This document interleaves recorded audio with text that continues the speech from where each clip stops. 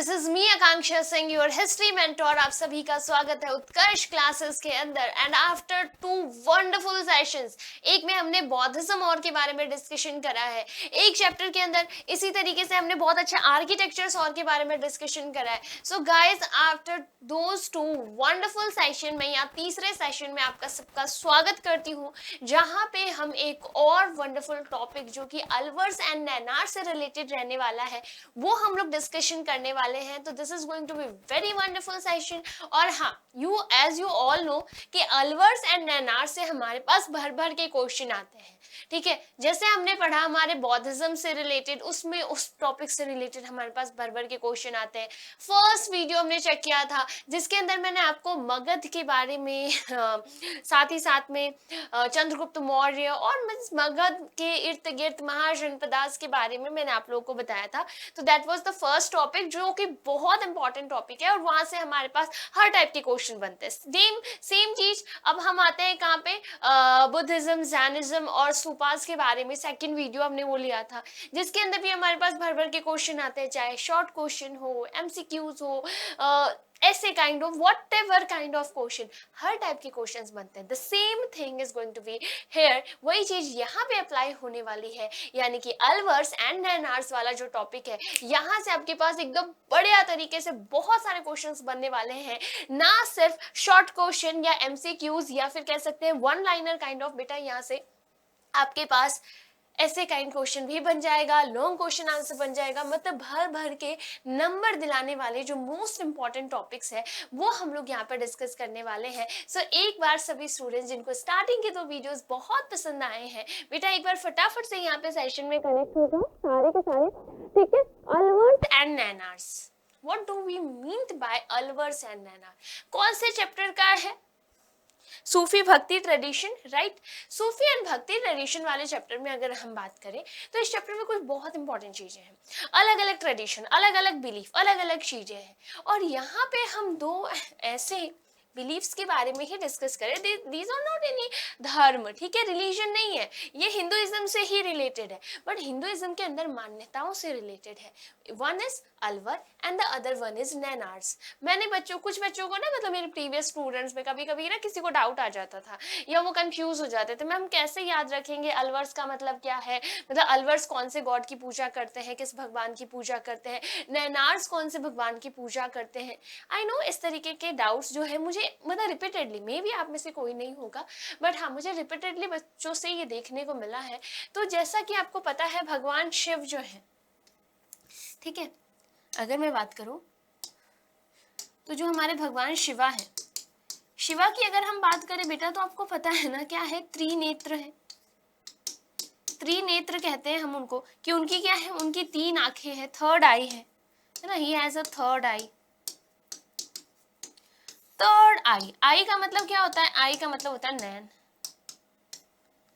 आई का मतलब क्या होता है? नयन, नयन यानी आंखें।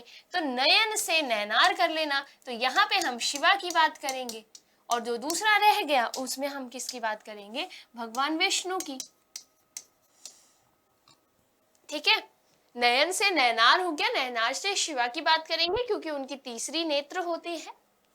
फिर जो रह गया उसके अंदर हम लोग किनकी बात करेंगे? अलवर्स की बात करेंगे, यानी भगवान विष्णु की बात करेंगे। Very simple.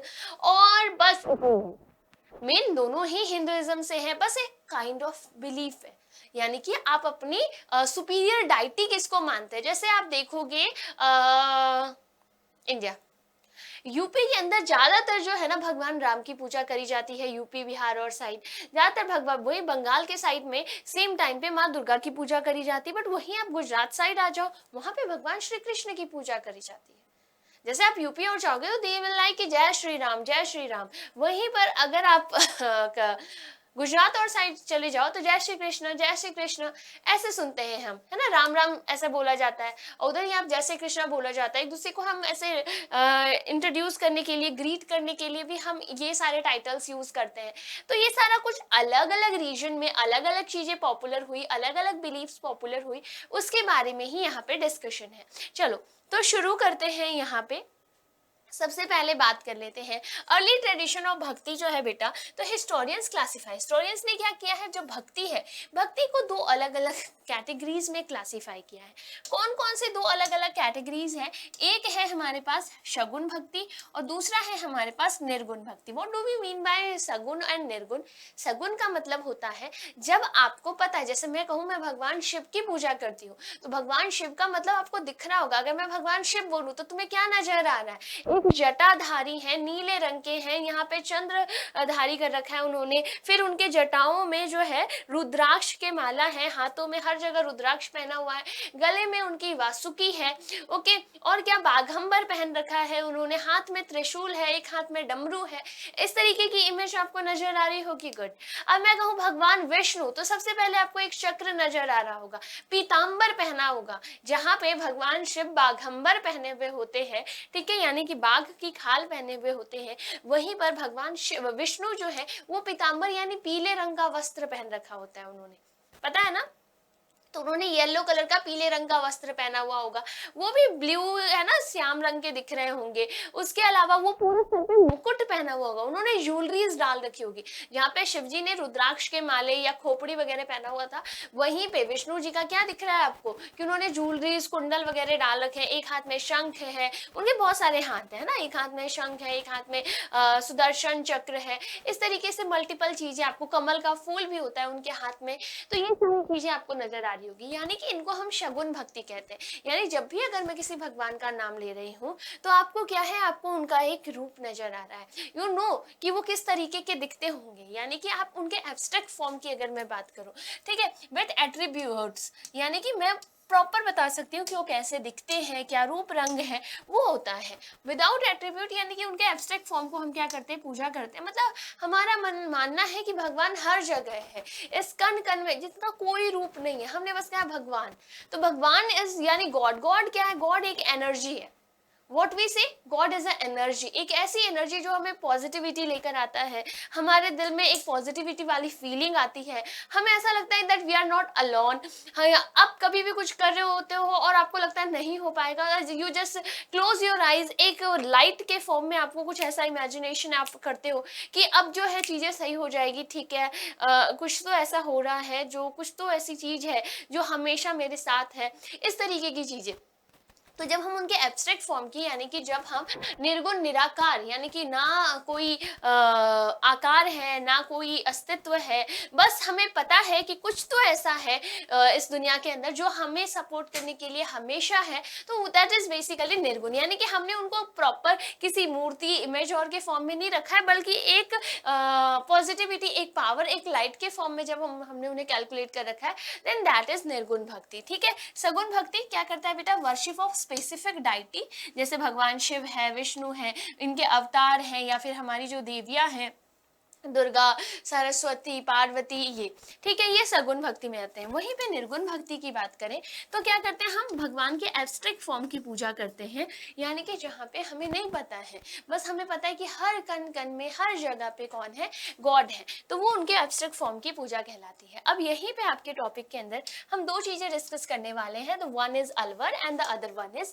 नैनार। अलवर का मतलब क्या होता है, अभी बता दिया तुमको कि विष्णु, भगवान विष्णु जो है उनकी पूजा करने वाले लोग, और जो भगवान शिव की पूजा करते हैं वो क्या हो गया बेटा, वो हमारे पास नैनार्स हो गए, ठीक है। आगे बात कर लेते हैं। अगर मैं बात करूं, they led one of the earliest bhakti movement, सबसे पुराने जो भक्ति मूवमेंट्स इंडिया में आए थे ना, जो around 6th century common era के टाइम पीरियड पे स्टार्ट हुए थे, ये वो भक्ति मूवमेंट्स है। अगर मैं बात करूं, they travel from place to place singing hymns in Tamil praise their god, यानी कि चाहे मैं अलवर्स की बात करूं या चाहे मैं नैनार्स की बात करूं, अलग अलग ग्रुप्स होंगे, लोगों का अलग अलग ग्रुप होगा।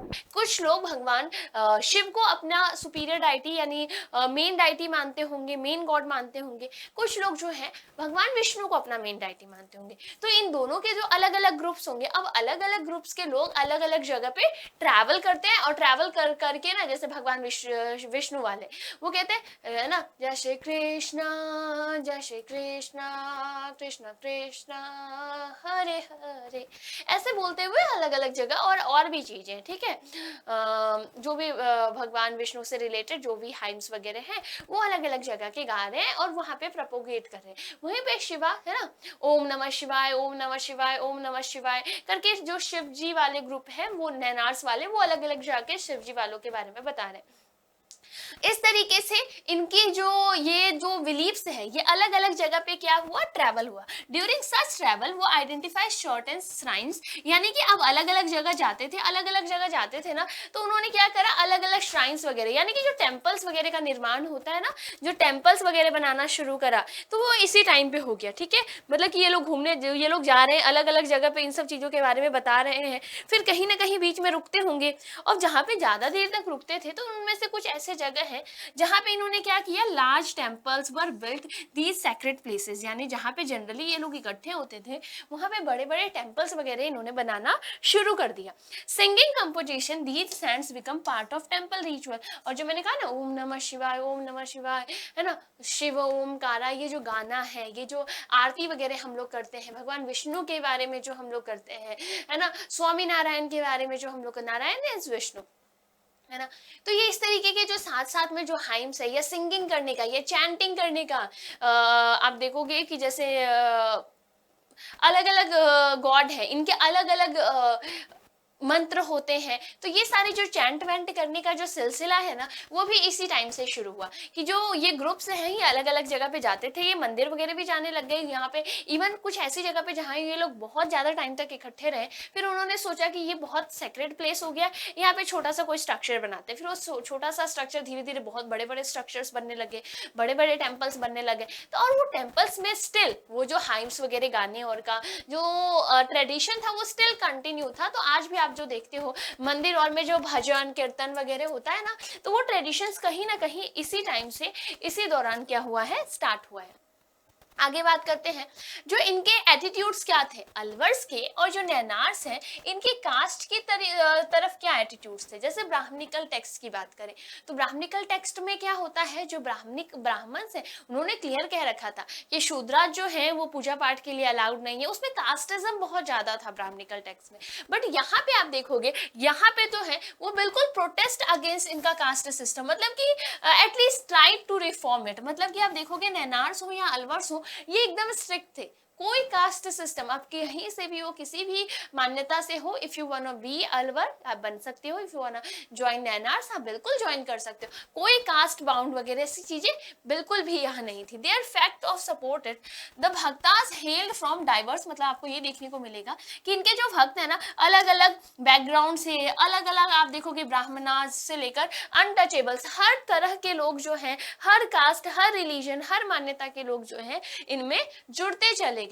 अब इसकी बात करते हैं, आप देखोगे importance of Nayanars and Alvar ने क्या किया बेटा, their composition were as important as Vedas, मतलब कि जो नैनार्स हैं या जो अलवर्स हैं इन्होंने जैसे अलग अलग जगह पे मंत्र वगैरह गाए, अलग अलग जगह पे पूजा और किया, तो जब इन्होंने पूजा किया, मंत्र गाया, तो उसके साथ साथ में इन्होंने क्या कहा कि हम जो बुक्स लिख रहे हैं या हमारे जो लोग जो कंपोजिशंस लिख रहे हैं ये इतने ही इंपॉर्टेंट है जितने कि वेदास इंपॉर्टेंट है। समझ में आ रहा है, जितने इंपॉर्टेंट वेदास को दिया गया है, जितनी इंपॉर्टेंस वेदास को दिया गया है, जो ब्राह्मणास ने लिखा है, उतने ही इंपॉर्टेंस जो है हमारे कॉम्पोजिशंस को भी दिया गया है, मतलब उन्होंने उतना ही इंपॉर्टेंस दिया है अपने बुक्स को। जैसे आप देखोगे नल्लियारा दिव्य प्रबंधनम, इट्स अ बुक, अगर मैं कहूं ये किनके द्वारा कंपोज किया गया है बेटा, ये अलवर्स के द्वारा कंपोज किया गया है। ठीक है, दिव्य प्रबंधनम जो बुक है अलवर्स, और कहाँ के बेटा, तमिलनाडु, इसको हम लोग तमिल वेदा भी कहते हैं।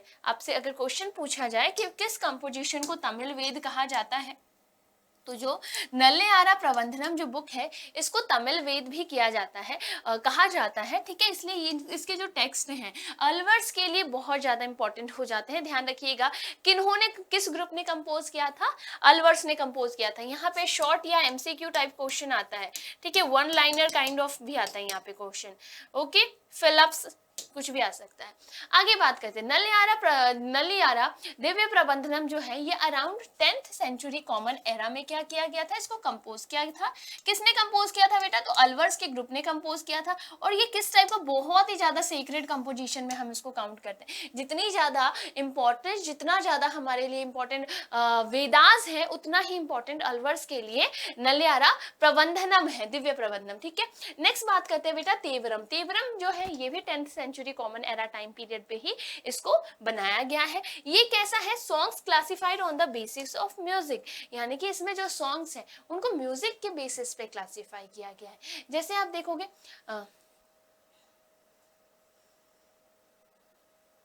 चलो जैसे एक लाइन बताती हूँ ऐसे, हरे राम राम राम हरे हरे, हरे कृष्ण कृष्ण कृष्ण हरे हरे। सॉफ्ट सा है। एक और आता है, हरे राम राम राम हरे हरे, हरे कृष्णा कृष्ण कृष्ण हरे हरे। सेम चीज है, अलग है। हरे राम कृष्ण कृष्ण हरे हरे है।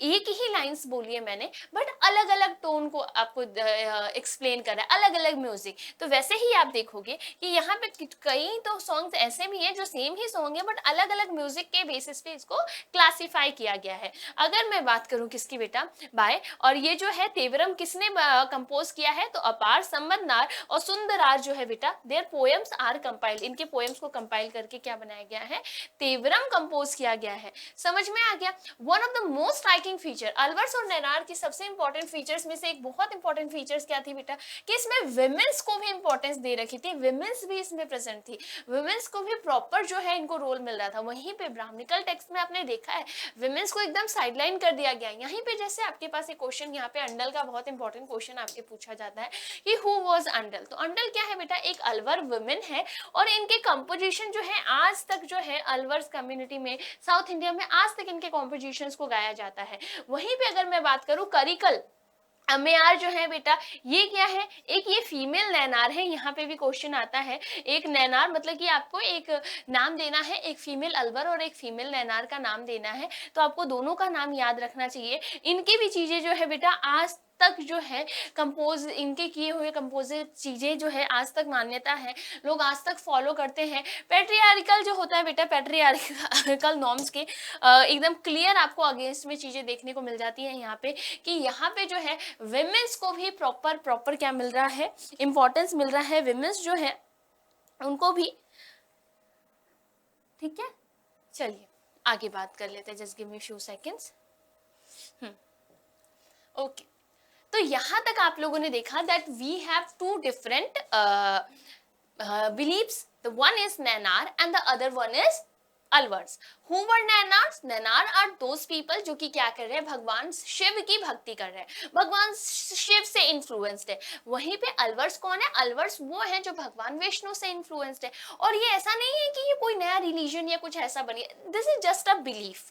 ठीक है, लोगों का बिलीफ है। अब लोगों ने इस चीज को इतना ज्यादा वाइडली एक्सेप्ट क्यों किया, अलग अलग लोग इसको क्यों एक्सेप्ट कर रहे थे। सबसे इंपॉर्टेंट चीज है कि अभी तक जो ट्रेडिशंस चल रही थी, मेनली अगर हम बात करें ब्राह्मणिकल टेक्स्ट की, तो उसमें क्या हो रहा था, लोग बहुत ज्यादा परेशान हो रहे थे, बहुत ज्यादा ना उनको डिप्रेस्ड फील हो रहा था, उनको साइडलाइन फील हो रहा था। जैसे स्पेशली मैं बात करूँ विमेंस एंड शूद्रास को, इनको ब्राह्मणिकल टेक्स्ट में कहीं मौका ही नहीं दे रखा था। ब्राह्मणिकल आइडियाज के अकॉर्डिंग इनको कहीं पे भी कोई रोल था ही नहीं इनका बस घर संभालना, और उनका था कि पूरे बाकी के ऊपर 3 लोगों को संभालना, इसके अलावा कुछ भी रोल नहीं था। मतलब हमेशा से वो डिप्रेस क्लास ही रह जाते हैं अगर हम अभी भी ब्राह्मणिकल टेक्स्ट को as it is blindly follow करते तो अब क्या होता है, जब भी इस तरीके की चीजें, जब भी कोई प्रॉपर ग्रुप जो है, पर्टिकुलर ग्रुप जो है, उसको बहुत ज्यादा सप्रेस किया जाता है ना, तो नए नए आइडियाज आते हैं, नई नई चीजें जो है, मतलब नए नए स्प्राउट्स जन्म लेते हैं। उसी में यहाँ पे 2 इंपॉर्टेंट बिलीफ्स जो आज भी बहुत ज्यादा पॉपुलर है in South India, that is Alvar and Nayanar. और ये सबसे ज्यादा पॉपुलर क्यों हुआ, क्योंकि इसमें कोई भी बाउंडेशन नहीं था, आप किसी भी कास्ट से है, रिलीजन से है, रेस से, व्हाटएवर, ठीक है, आप किसी भी जेंडर से है, आप this is open for you, ठीक है, आप एक्सेप्ट कर सकते हैं, आप ज्वाइन कर सकते हैं। तो वही चीज आपको यहाँ देखने को मिलेगी। आगे बात करते हैं, चोलाज रूलर जो है 5th से 13th सेंचुरी कॉमन एरा, जो चोलाज रूलर है बेटा इनकी बात करें तो इन्होंने क्या करा है, इन्होंने ब्राह्मणिकल टेक्स्ट को तो समझा ही है, उसको तो सपोर्ट किया ही है, साथ ही साथ में इन्होंने भक्ति ट्रेडिशंस को भी सपोर्ट किया। व्हाट इज भक्ति ट्रेडिशन? देखो थोड़ा सा डिफरेंट बताती हूँ।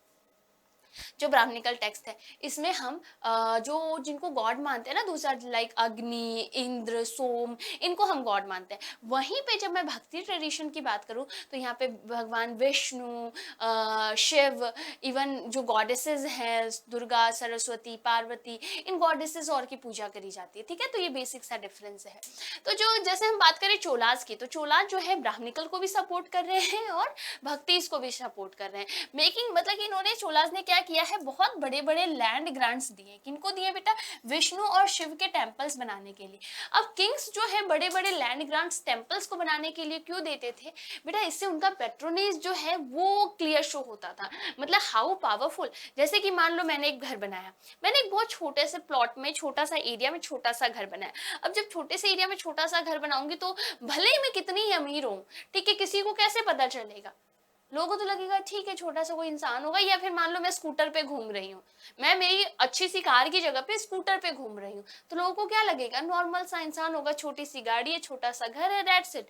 मैं मेरा पावर कैसे शो करूंगी? और वो तो किंग है, चोलाज आर द रूलर्स, तो चोलाज को अपना पावर दिखाना बहुत जरूरी है ना। तो वो बड़े बड़े टेम्पल्स बना देते, बहुत बड़े बड़े टेम्पल्स बनवाते हैं, कंस्ट्रक्शन करवाते हैं, ताकि वो अपना पैट्रोनेज, वो अपना पावर लोगों को दिखा सके कि अगर कोई इंसान इतने बड़े बड़े टेम्पल्स बना सकता है तो कितना पावरफुल होगा, कितना ज्यादा अमीर होगा, कितना कुछ होगा उसके पास।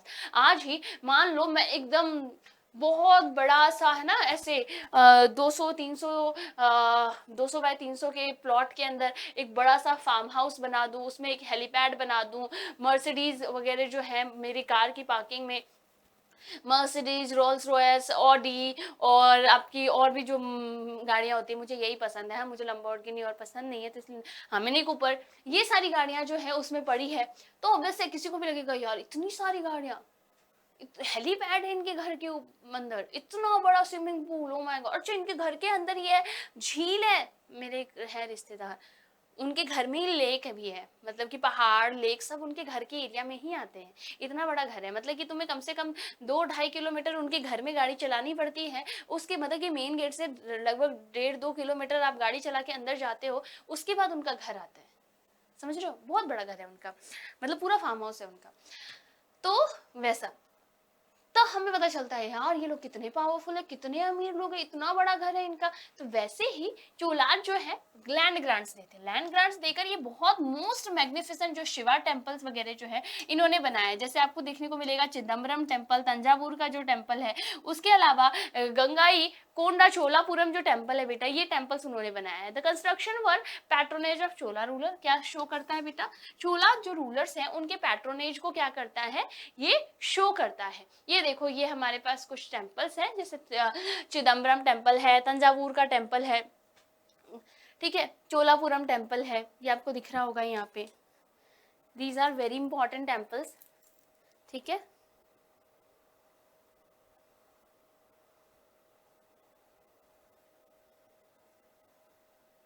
ओके,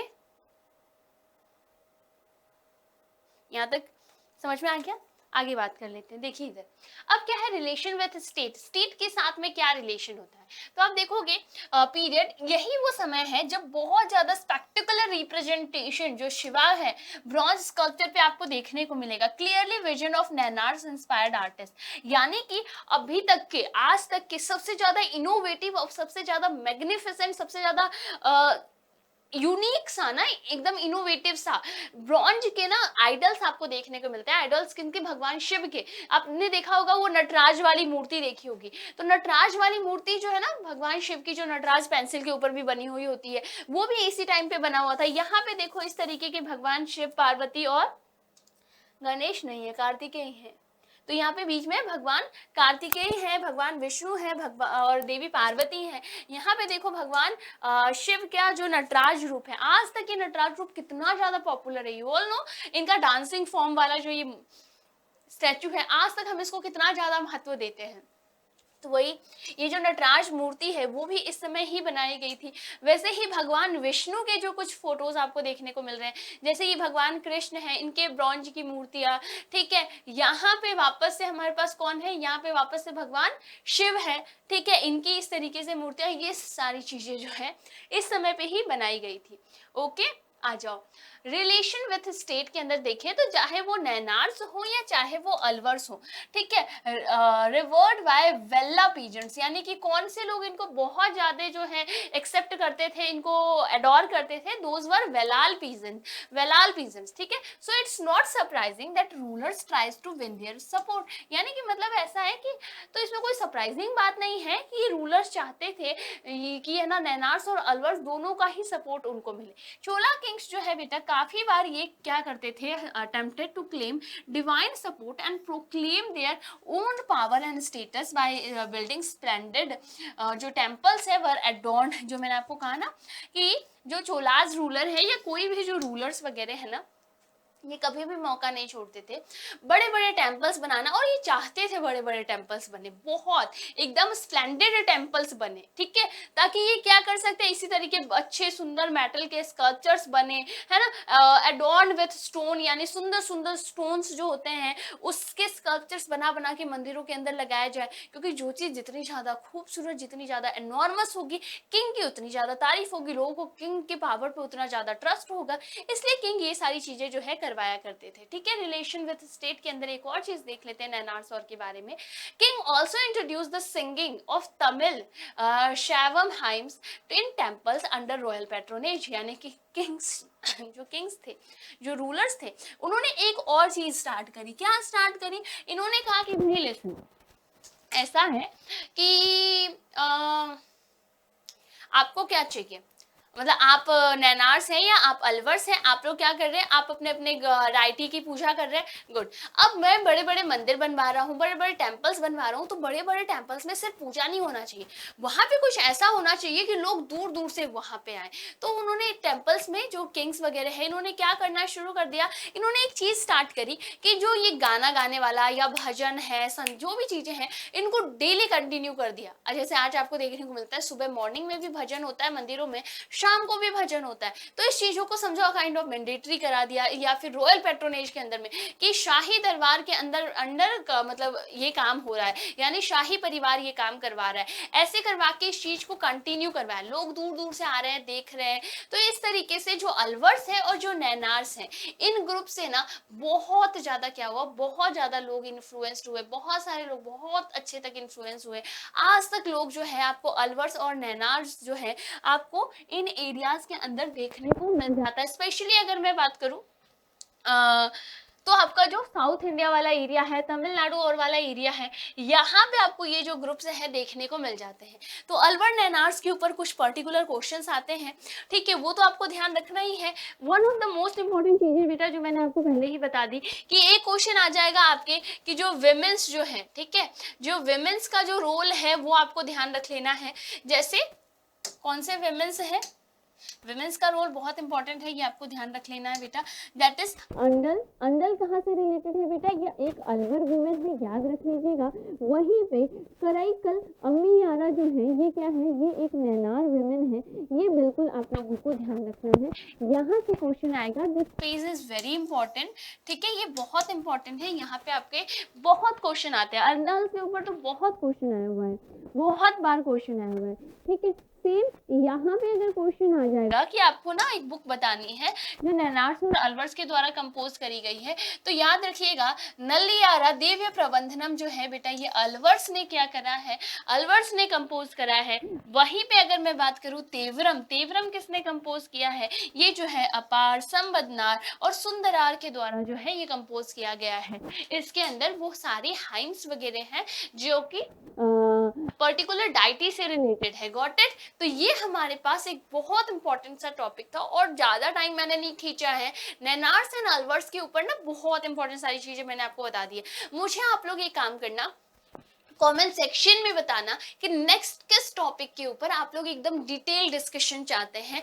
ऐसे ही छोटा सा टॉपिक रखेंगे, एक टॉपिक रखेंगे और ऐसे ही पूरा डिस्कशन, पूरा टाइम जो है हम उस पर्टिकुलर टॉपिक को देंगे। So guys, I hope you have like this video. पसंद आया है तो अपने दोस्तों के साथ में शेयर जरूर करना, ठीक है। एंड ऐसे ही और भी वंडरफुल इम्पोर्टेंट और इन्फॉर्मेटिव वीडियोस के साथ में मैं आपके साथ कनेक्ट होंगी, जो आपको एग्जाम में बहुत अच्छे मार्क्स दिलाएगा, है ना। 100 आउट ऑफ 100 जो ड्रीम लेकर हम लोग वो चल रहे हैं, वो हम लोग बिल्कुल सक्सेसफुली हम लोग अचीव करेंगे। सो अगर अभी तक बने हुए हो then do like this session, और उसके अलावा इस वीडियो को अपने दोस्तों के साथ में शेयर कर दो। बाकी bye bye, tata, take care, stay tuned, stay connected, ख्याल रखना अपना। Bye bye guys.